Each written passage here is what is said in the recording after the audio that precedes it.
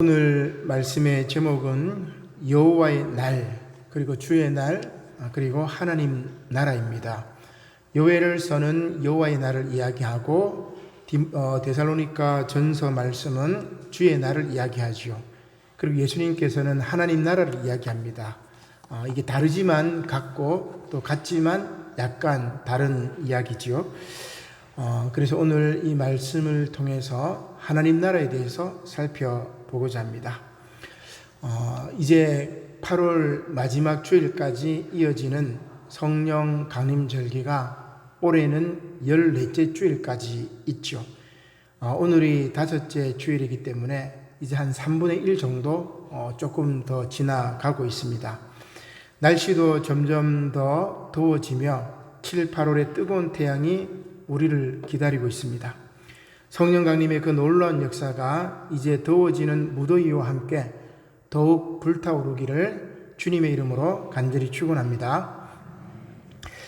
지난주 말씀을 통해서 우리는 성령께서 저와 여러분들에게 또한 이 땅에 사랑과 화해의 영을 부어주시어 이방인과 유대인이 하나요, 유대인과 사마리아인이 하나이며 마침내 그리스도 예수 안에서 모든 민족, 모든 이들이 하나라는 것을 깨달았습니다.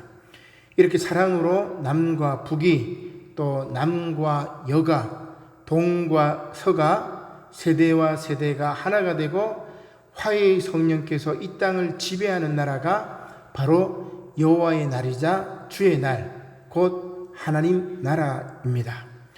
따라서 오늘 세번의 말씀은 하나님 나라에 관한 말씀이지요. 먼저 구약 요엘서 말씀을 통하여 여호와의 날에 관한 말씀을 들려주는데 이것은 놀랍게도 심판과 관계가 됩니다. 따라서 사도 바울은 서신서인 데살로니가 전서를 통해서 주의 날이 올 때까지 믿는 성도들이 어떻게 살아야 하는지를 잘 소개해주고 있는 것입니다. 그리고 복음서 말씀을 통해서 주의 날이 올 때까지 덕을 세운 데살로니가 교인들과 같은 이들을 등경 위에 놓인 등불이라고 예수님께서 말씀을 하고 있는 것이죠. 이들은 겨자씨와 같습니다. 결국 예수님께서는 겨자씨 하나과 같은 하나님 나라를 소개해주고 있는 것입니다. 이렇게 심판의 날이자 구원의 날인 하나님 나라를 사모하고 성령과 함께 주어진 사명을 잘 감당하시는 저와 여러분들이 되시기를 주님의 이름으로 간절히 축원합니다. 먼저 구약의 말씀인 요엘서 말씀을 보도록 하겠습니다. 요엘서는 크게 이제 두 단락으로 이루어져 있습니다.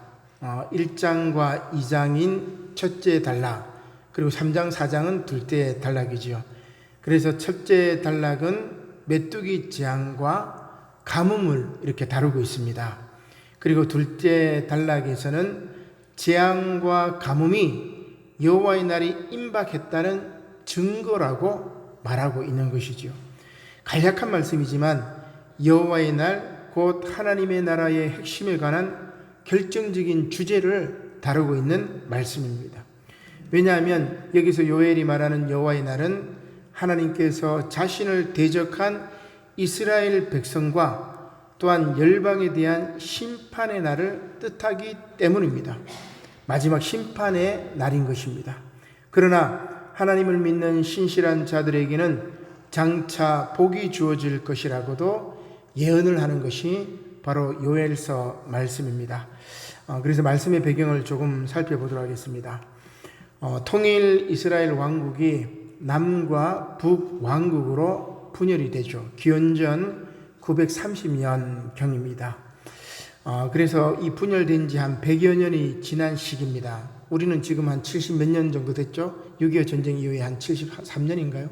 72주년이니까 이렇게 우리하고 비슷한 상황이에요, 지금.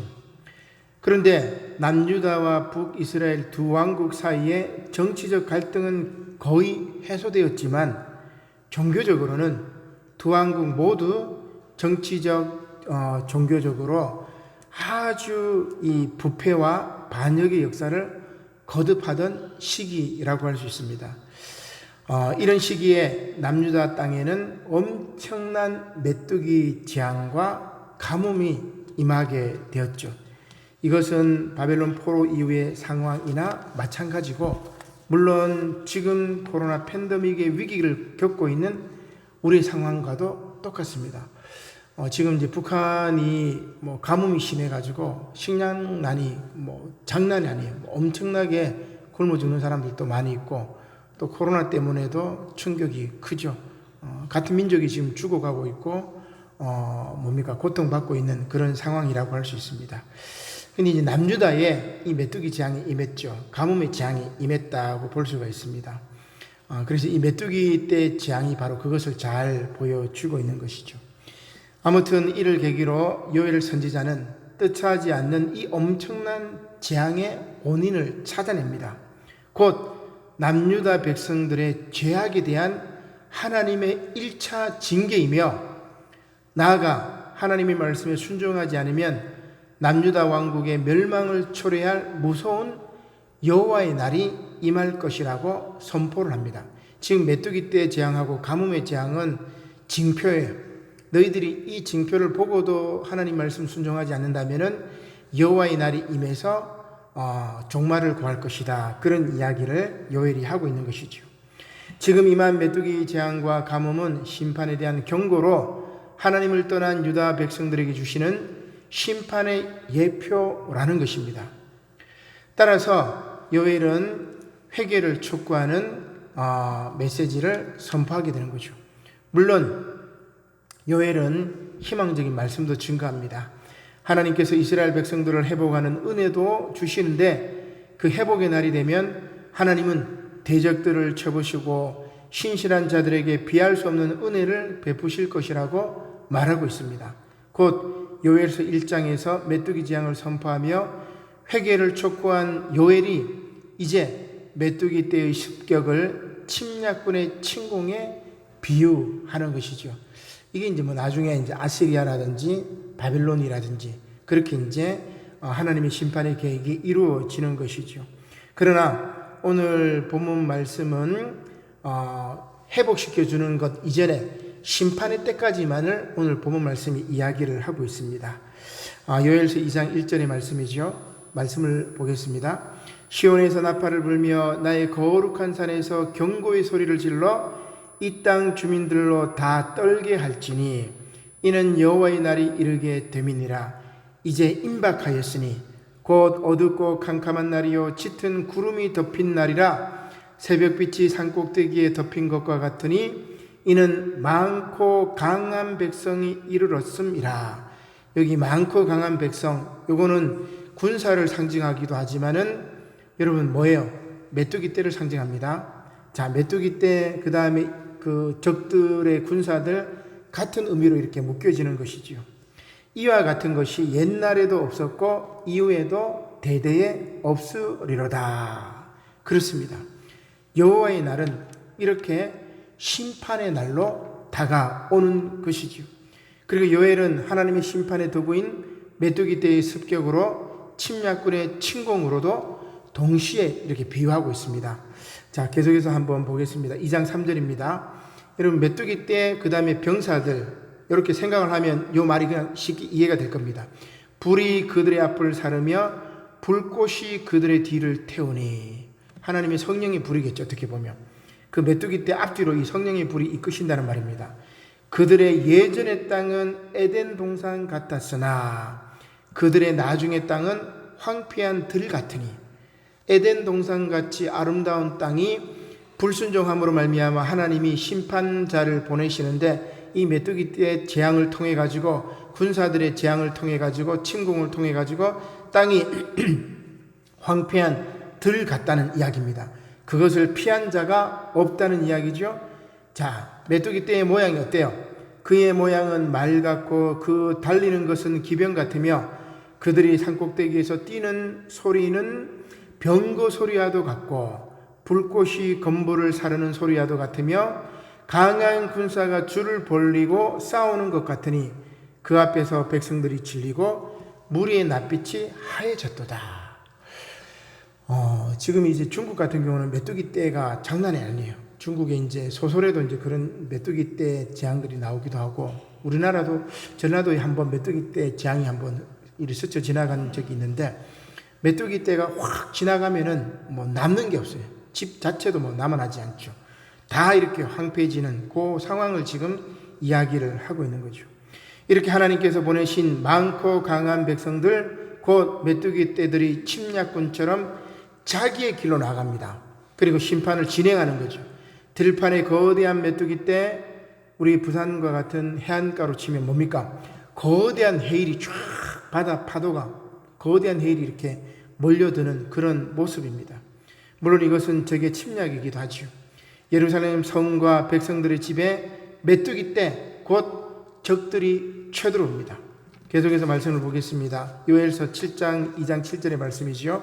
그들이 용사같이 달리며 무사같이 성을 기어오르며 각기 자기의 길로 나아가되 그 줄을 이탈하지 아니하며 피차에 부딪히지 아니하고 각기 자기의 길로 나아가며 무기를 돌파하고 나아가나 상하지 아니하며. 그죠? 메뚜기 때 뭐 무기 들고 막는다고 되겠습니까? 되지 않죠. 성중에 뛰어 들어가며 성 위에 달리며 집에 기어 오르며. 자, 여기 중요한 말씀 제가 빨간 글로 써놨는데, 도둑같이 창으로 들어가니. 데살로니가에 이제 주의 날이 도둑같이 임한다는 게 바로 이런 겁니다. 심판의 때는 급작스럽게 해일처럼 밀려와가지고 휩쓸고 지나가는 거죠. 그 땅에서 땅이 진동하며 하늘이 떨며 해와 달이 캄캄하며 별들이 빛을 거두었도다. 하늘 위에 메뚜기 떼가 달아다니니까 뭐 해와 달이 빛을 잃고 별들이 빛을 거두는 거죠. 메뚜기 떼의 위력이 얼마나 대단한지 땅이 진동하고 하늘이 떨고 해와 달과 별이 빛을 잃었다고 이야기를 하고 있는 것입니다. 놀랍습니다. 여호와의 날, 곧 심판의 날이 이렇게 두려운 것이죠. 마지막으로 요엘은 이렇게 묻고 있습니다. 2장 11절 말씀이죠. 여호와께서 그의 군대 앞에서 소리를 지르시고 그의 진영은 힘이 크고 그의 명령을 행하는 자는 강하니 여호와의 날이 크고 힘이 두렵도다. 당할 자가 누구이랴. 그죠? 아무도 하나님의 이 심판을 막을 수 없다고 합니다. 여기서 중요한 것은 이러한 심판의 날인 여호와의 날이 도둑같이 임할 것입니다. 요엘도 아까 말씀해 보니까 도둑같이 창으로 들어가니 라고 말하고 있죠. 사도 바울도 요엘과 비슷하게 말하고 있습니다. 서신서 말씀으로 넘어가 보겠습니다.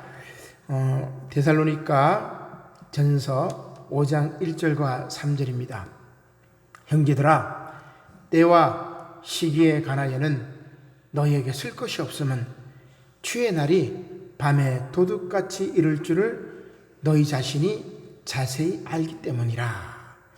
그들이 평안하다 안전하다 할 그때에 임신한 여자에게 해산의 고통이 이름과 같이 멸망이 갑자기 그들에게 이르르니 결코 피하지 못하리라. 사도 바울이 이렇게 이야기를 하고 있습니다. 요엘서와 같이 주의 날이 갑자기 임할 것이라고 말하고 있는 것이죠. 산모의 해산날처럼 피할 수 없습니다. 그러나 요엘서 본문 말씀과 달리 데살로니가 전서는 구원의 말씀을 이야기하고 있죠. 계속해서 말씀 보겠습니다. 데살로니가 전서 5장 4절의 말씀이죠. 형제들아, 너희는 어둠에 있지 아니하며 그날이 도둑같이 너희에게 임하지 못하리니 너희는 다 빛의 아들이요 낮의 아들이라. 우리가 밤이나 어둠에 속하지 아니하나니 그러므로 우리는 다른 이들과 같이 자지 말고 오직 깨어 정신을 차릴지라.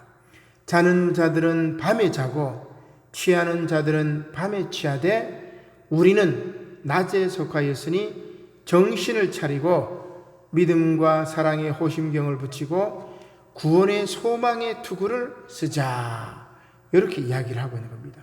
깨어 정신 차리라고 이야기를 하는 거죠. 믿음과 사랑을 가지고 구원의 소망을 기다리라고 하는 것입니다. 왜냐하면 주의 날은 우리를 심판하시기 위한 날이 아니라 구원의 날이기 때문입니다.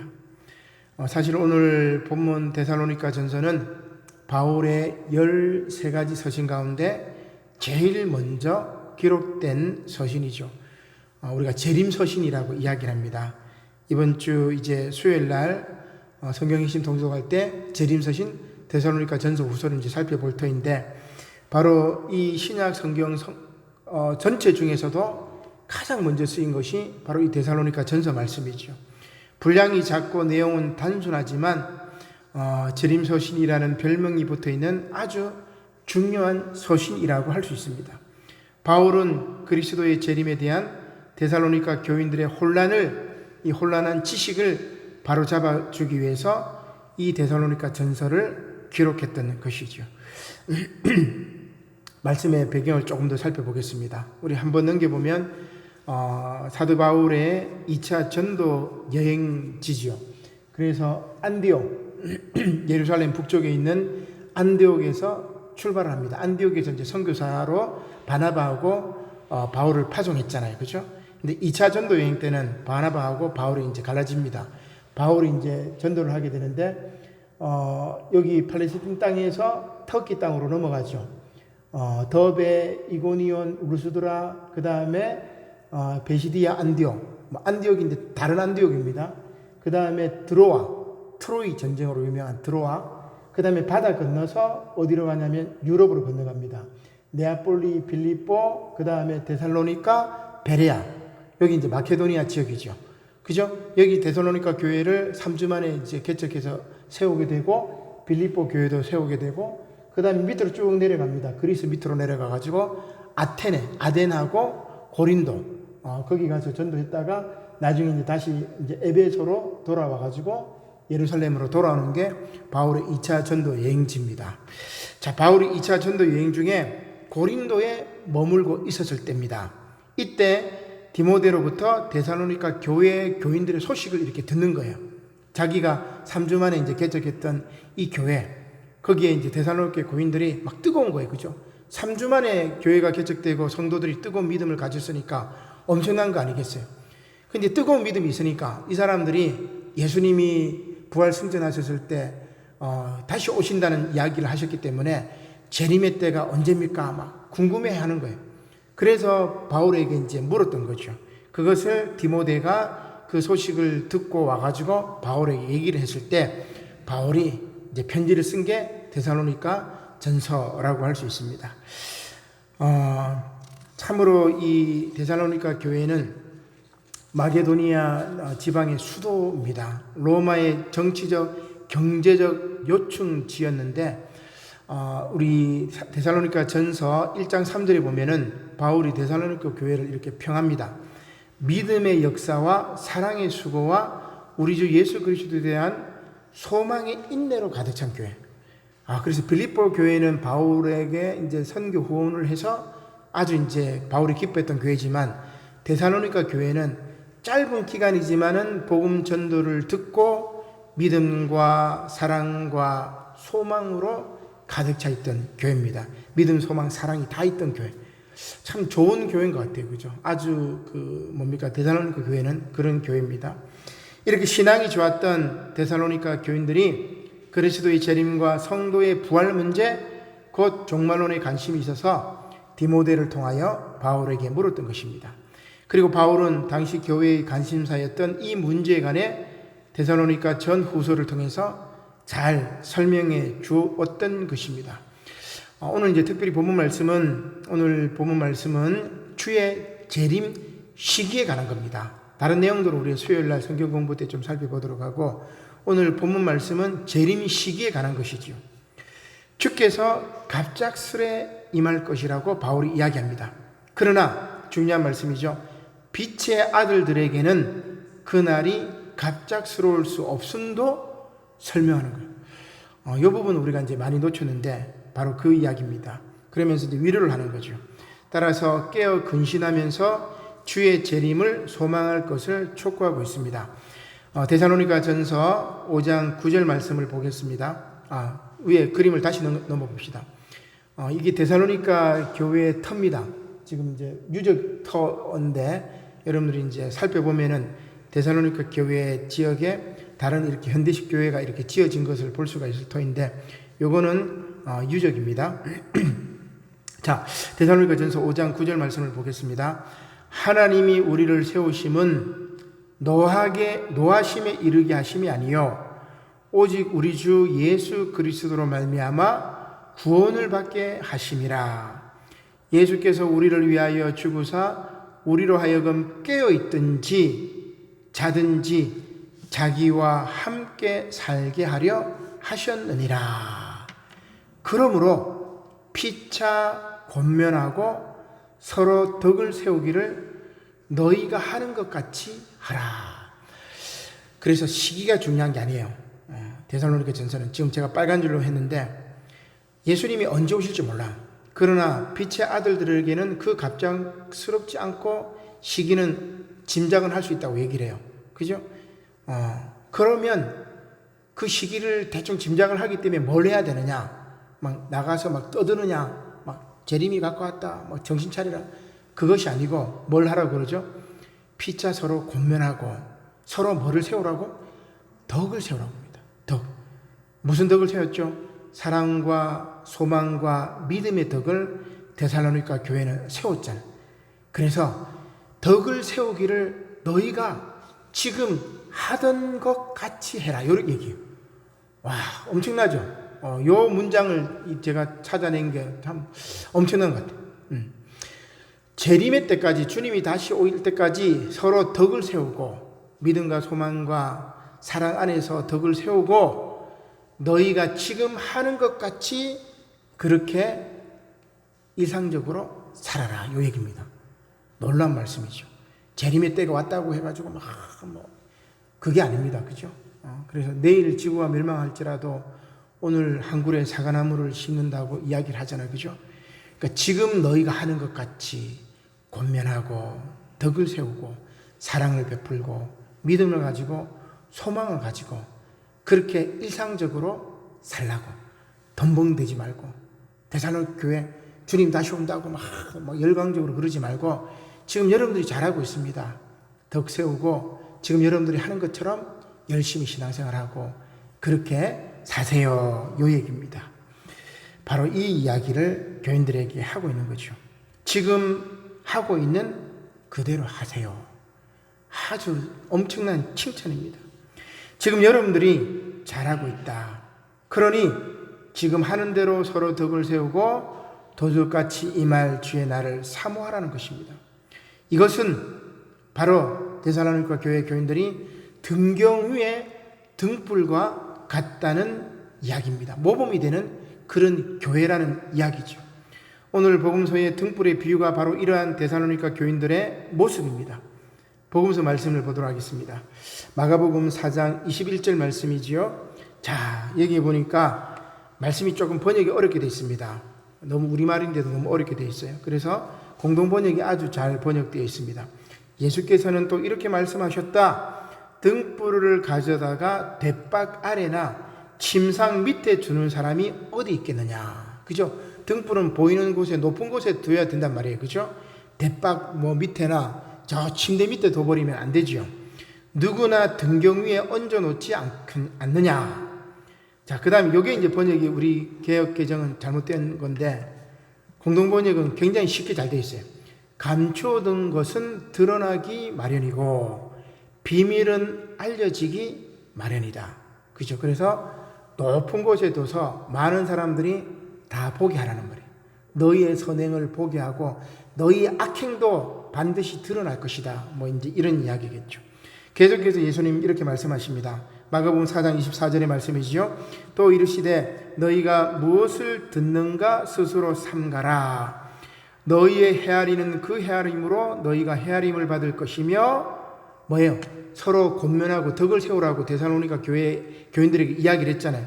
그 이야기를 예수님은 이렇게 이야기합니다. 너희의 헤아리는 그 헤아림으로 너희가 헤아림을 받을 것이며 더 받으리니 있는 자는 받을 것이요 없는 자는 그 있는 것까지도 빼앗기리라. 종말의 때까지 어떻게 하라고 이야기를 하고 있습니까? 스스로 삼가하라고 이야기합니다. 헤아리라고 이야기합니다.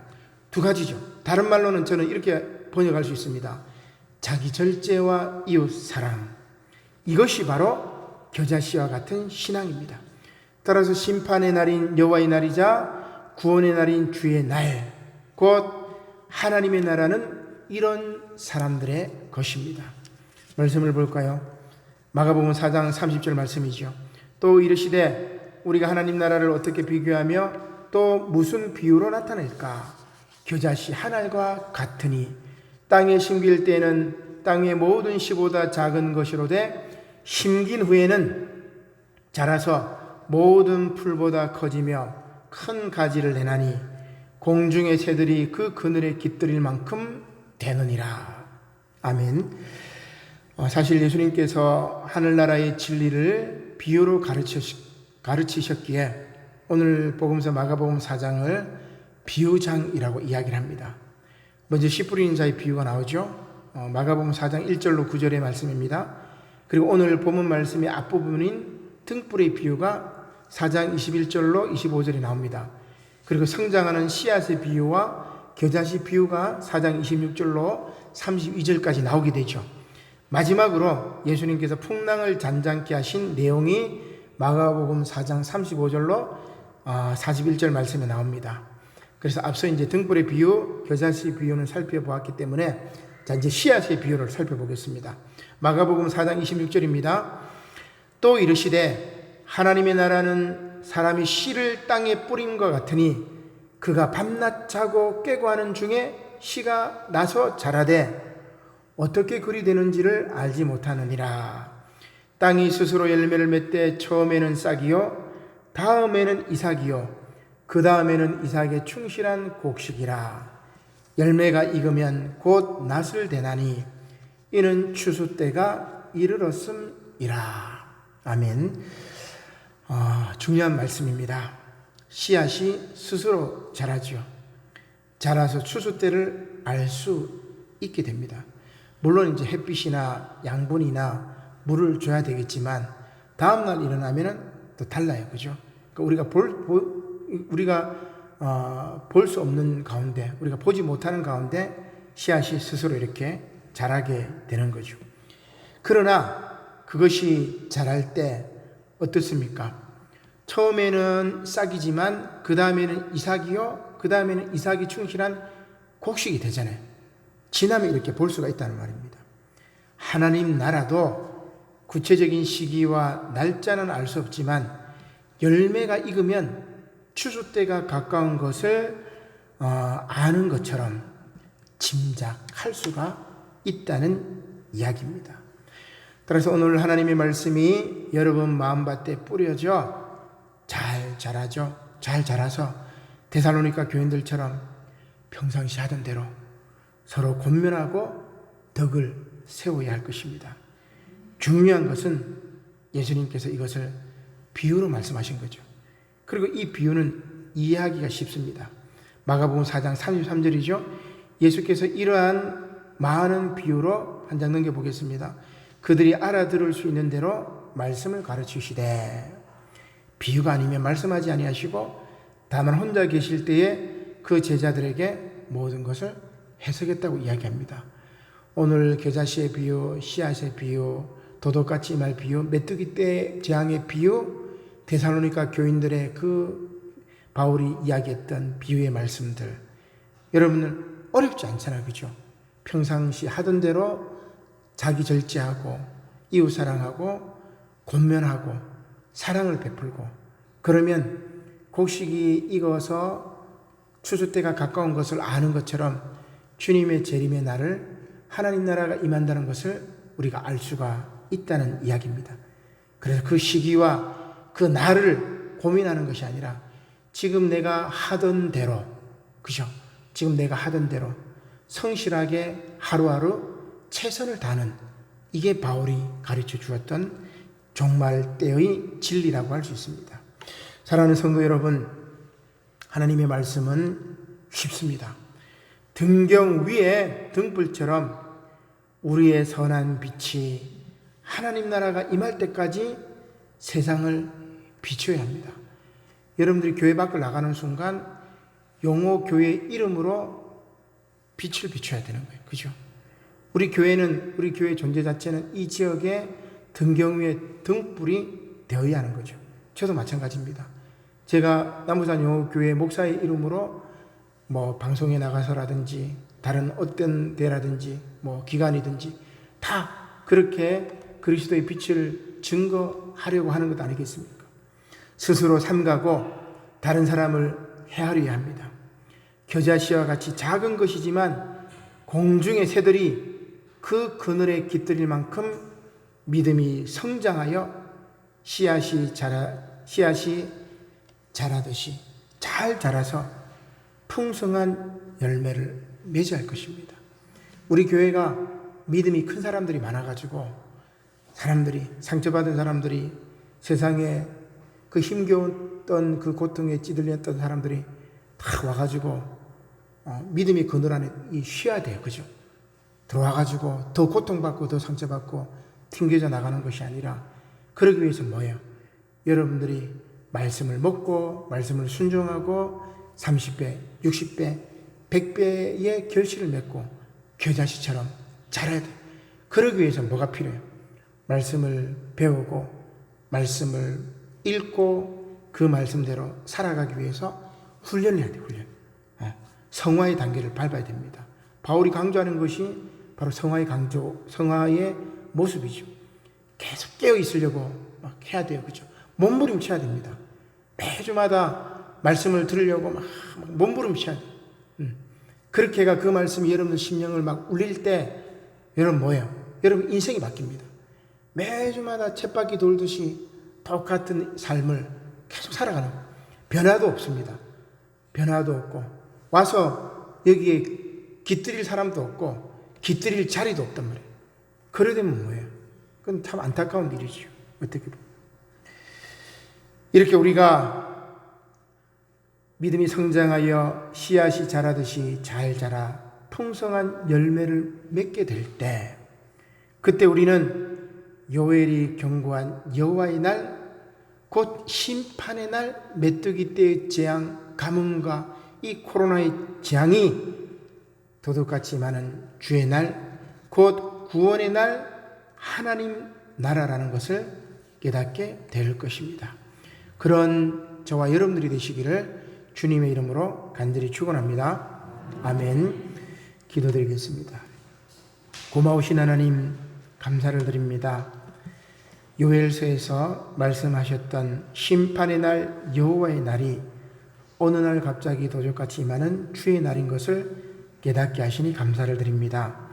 그러나 하나님의 나라 여호와의 날 주의 날은 우리를 심판하고자 하는 것이 아니라 우리를 구원하시는 하나님의 놀라운 사랑의 날이 오니 아버지 하나님 지금 오늘 하루도 늘 하던 대로 피차 서로 권면하며 사랑으로 또한 자기 절제하며 살아갈 수 있도록 저희들에게 지혜를 허락하여 주시옵소서.